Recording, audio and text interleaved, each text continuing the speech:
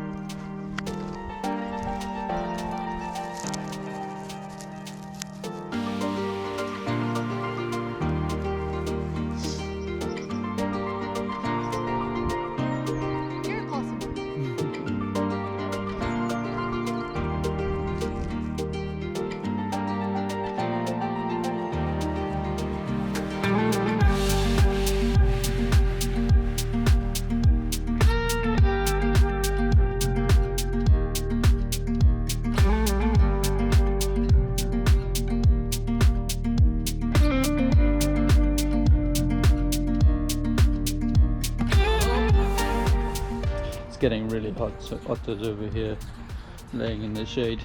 And you are enjoying the shade? Yeah, good girl.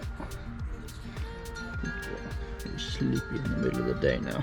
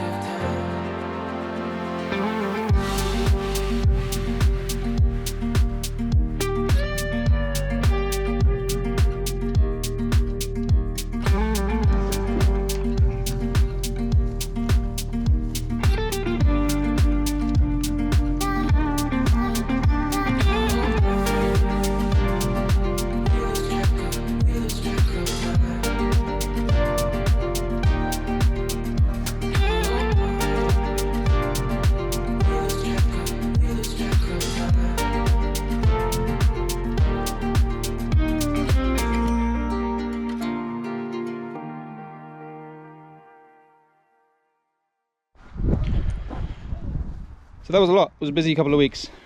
So I'll take you on a little bit of a tour of the setup that we have currently, what's working, what isn't working so much, and the kind of adjustments that we want to make in the future, or things we want to try.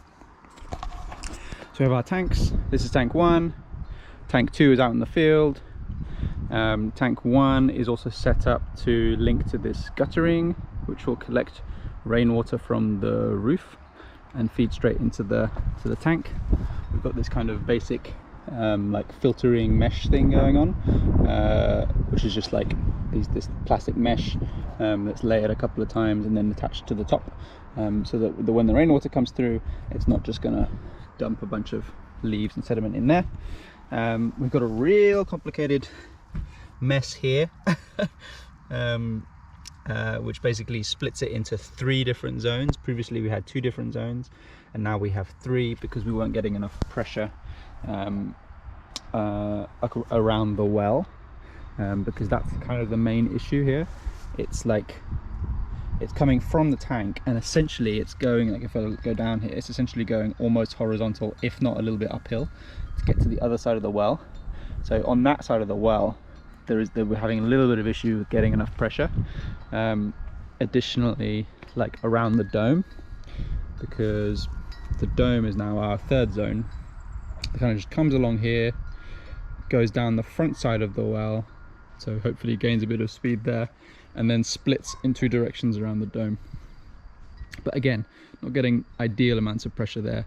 Some of the emitters just aren't really dripping at all. Some of them are like doing lows, like a jet of water, and others are just like barely dripping, if that. Sometimes they're not doing that at all. So we need to kind of figure out what that is. I'm assuming it's a pressure problem. It might also be a positioning problem, where we haven't put the little emitters at the right angle, or they're pointing like almost straight up sometimes, and that's obviously not great if you don't have enough pressure. The other change that we made is that we haven't set up irrigation into the veg beds, just because it has been so complicated, and getting enough pressure even just for these bits has been difficult. So managing how we're going to get enough pressure to go up into the veg beds or not would be more difficult, but we're kind of okay with that compromise, because it means we can just water the veg beds by hand, and and then the rest of the flower beds kind of water automatically, which already saves us lots of time, because the main goal here is like time saving and time management. This is how it kind of looks as it goes around the well. We've got those 2 zone tubes. One of them goes right here and goes like down here. The other one snakes up here, and this is the problem, where it's kind of coming a little bit uphill here, and then it's doing these kind of like snakes around here, where potentially it's like coming up too much. So yeah, we could make some adjustments still in terms of how it snakes around here. But that's essentially all that tank 1 serves. This whole side of the kind of garden area, including the dome and the garden, and the garden back there. And then tank 2, which you can just see up there, serves the hedges along the road, and then it also comes down here and splits into 2 lines, one at the back of the bed there, you can see, and one at the front here. And again, we're kind of having patchy pressure. Water does make it all the way to the end, and then the pressure almost like backfills a little bit, but it's just inconsistent in terms of the amount of water that comes out of each emitter, which is something that we definitely learnt, because we made some assumptions like these emitters are 4 liters per hour, so that means that every single emitter is going to be releasing 4 liters per hour, and that just isn't the case, because there's a lot of factors that vary it basically.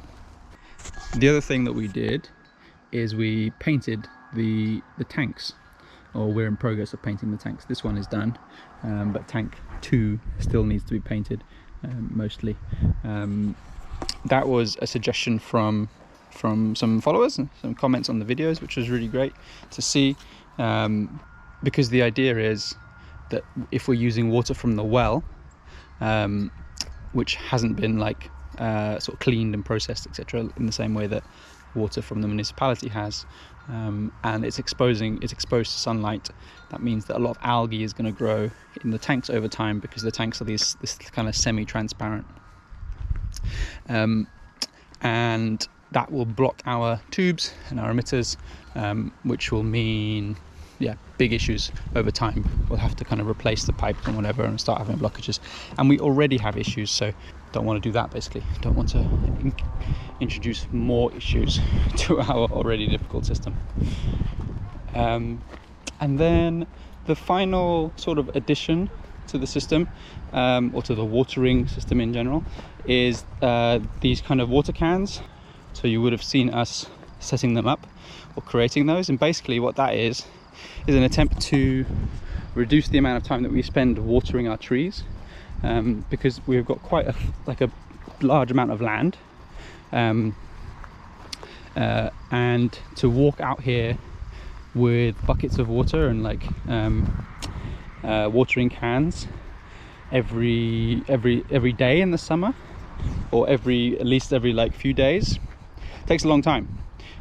So what we were thinking to do is, it looks a bit weird, is to set up these like jerry cans, basically one on each tree.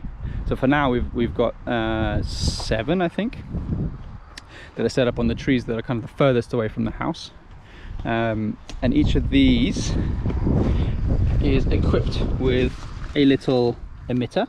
So in the same way that we're using kind of drip feed stuff, so this is a little emitter, which is adjustable, which you can open and close, and basically it releases a tiny amount of water over the week. So the goal is to see if we can basically just fill these cans up, these tanks up, once a week, and then just leave it out here. So then we only have to come out here once a week, and we don't have to come here every day. Basically, we'll see if it actually ends up being more efficient, because it's still these things are really heavy when they're full. So at the end of the week, carting them all back and then carting them over here might take some time. But yeah, it's a bit of an experiment, and we will see if it works.